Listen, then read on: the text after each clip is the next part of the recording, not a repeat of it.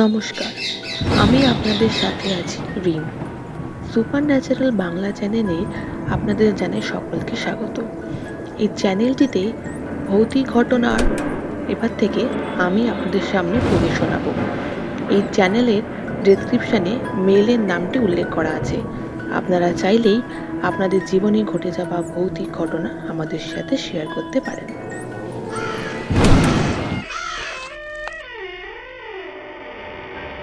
আজ আমি যে ঘটনাটি আপনাদেরকে শোনাবো সেটি আমাকে পাঠিয়েছে রিয়া। রিয়া হুগলি জেলার একটি শহরের বাসিন্দা। রিয়ার বাড়িতে ঘটে যাওয়া একটি সত্যিকারের ভৌতিক ঘটনা সে আমাদেরকে মেল করে পাঠিয়েছে। যাই হোক, আর কথা না বাড়িয়ে সোজাসুজি গল্পে চলে আসি। হ্যালো, আমার নাম রিয়া। আমি হুগলিতে থাকি। আমি যখন ছোট ছিলাম তখন একটি ভৌতিক ঘটনা আমার মা এবং আমার জেঠির সাথে ঘটে।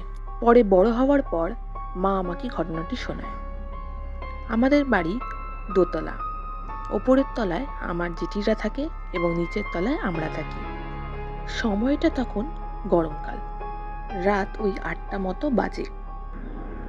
মা রান্নাঘরে কিছু কাজ করছিল। সেই সময় মায়ের কানে ভেসে আসে কেউ মাকে আমার জেঠির গলায় ডাকছে। ঠিক ৩বার মতো আমার জেঠি আমার মাকে ডাকে। সেটি শুনে মা সাড়া দেয় এবং আসছি বলে ওপরের দিকে উঠতে থাকে। এখানে বলে রাখি, আমাদের রান্নাঘরের পাশেই সিঁড়ি আছে এবং সেই সিঁড়ি দিয়ে ওপর দিকে ওঠা যায়। মা কিছু না ভেবে ওপর দিকে উঠতে থাকে, কিন্তু যত ওপর দিকে ওঠে মা দেখতে পায় ওপরটা কিরকম যেন মিশমিশে অন্ধকার। আসলে ব্যাপারটা ঠিক এরকম হয় যে সেই দিন জেঠিরা কেউ কিন্তু বাড়িতে ছিল না।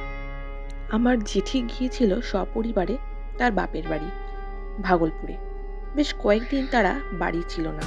এইবার ব্যাপারটা ঠিক এইরকম হয়, মাকে আমার জেঠি অন্য সময় ঠিক যেরকম করে ডাকে সেদিনকেও ঠিক তেমন করেই ডেকেছিল। আর কাজের তালে অত না ভেবে মা অন্য সময় যেমন ওপরে চলে যেত, ঠিক তেমনই মা ওপরের দিকে উঠে যায়। কিন্তু সেই মুহূর্তে মায়ের খেয়াল আসে যে আরে দিদিরা তো কেউ বাড়িতেই নেই। আমার মা জেঠিকে দিদি বলে ডাকে। সেই মুহূর্তে মায়ের মনে পড়ে যে জেঠিরা কেউ বাড়িতে নেই। আর সেই মুহূর্তে দাঁড়িয়ে কোনোভাবেই সম্ভব নয় যে জেঠি মাকে ডাকছে। এই কথা মাথায় আসায় মা প্রচণ্ড পরিমাণে ভয় পেয়ে যায় এবং সে তড়িঘড়ি সেখান থেকে যাবে। এমন সময় মায়ের মনে হয় কেউ যেন পা ঘষতে ঘষতে উপরের দরজার দিকে আসছে। মা যেই মুহূর্তে এটা বুঝতে পারে সে আরো ভয় পেয়ে যায় আর প্রচণ্ড ঘামতে থাকে এবং কোনো রকমভাবে সেখান থেকে নিচের দিকে ঠাকুরের নাম করতে করতে নেমে আসে। সে প্রথমেই আমাদের ঘরে আসে এবং হাঁপাতে হাঁপাতে বাবাকে সব কথা জানায়। বাবা মাকে এরকমভাবে হাঁপাতে দেখতে পেয়ে জিজ্ঞেস করে, কি হয়েছে তোমার, এবং সেই সব ব্যাপারটা জানতে চায়। কিছুক্ষণ পর মা সব কথা বাবাকে খুলে বলে।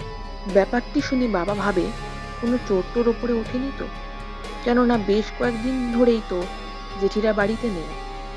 আর সেই ভেবেই সে আর আমার দাদা ওপরে উঠে যায়। কিন্তু খুব আশ্চর্যজনকভাবে ওপরে গিয়ে তারা কাউকেই দেখতে পায় না। এইবার আসি সেই ঘটনার কথাটিতে, যেটি এই ঘটনাটি ঘটা ৩ মাস পরে ঘটে। তবে এইবার ঘটনাটি ঘটে আমার জেঠির সাথে। আমার জেঠি একজন পেশায় শিক্ষিকা। সে নিয়ম করে ২ বেলা ছাত্রছাত্রীদের বাড়িতে পড়ায়। যেদিন এই ঘটনাটি ঘটে সেদিনকেও আমার জেঠি তার ছাত্রছাত্রীদের পড়াচ্ছিল।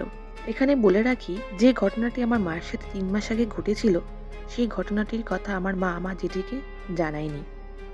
তার কারণ আমার বাবা আমার মাকে এই ঘটনাটি বলতে বারণ করেছিল।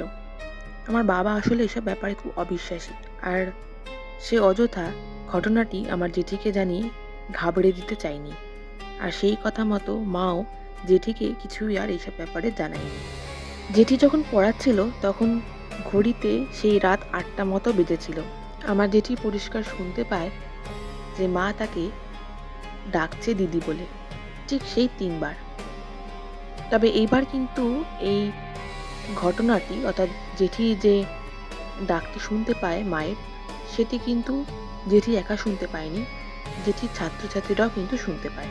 জেঠি ভাবছে যে মা ডাকছে এবং সেই ভেবে মায়ের গলা পেয়ে সাড়া দিয়ে আসছি বলে পড়ার ঘর থেকে বেরিয়ে আসে, কিন্তু বেরিয়ে এসে দেখে কেউ কোথাও নেই।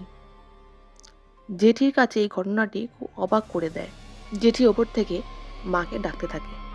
জেঠির গলা পেয়ে মা উপরে আসে এবং জেঠি জিজ্ঞেস করে, কি রে, তুই তো আমাকে ডাকছিলি, তাহলে নিচে চলে গেলি যে?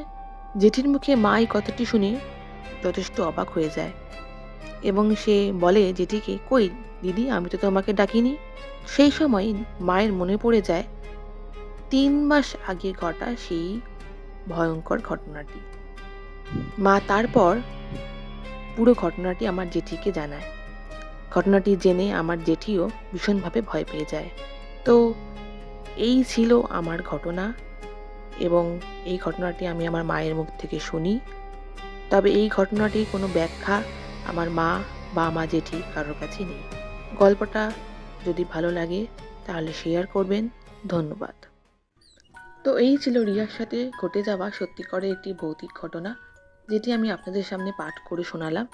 যদি গল্পটি আপনাদের ভালো লেগে থাকে তাহলে অবশ্যই চ্যানেলটিকে সাবস্ক্রাইব করবেন এবং একটি অবশ্যই লাইক করে দেবেন।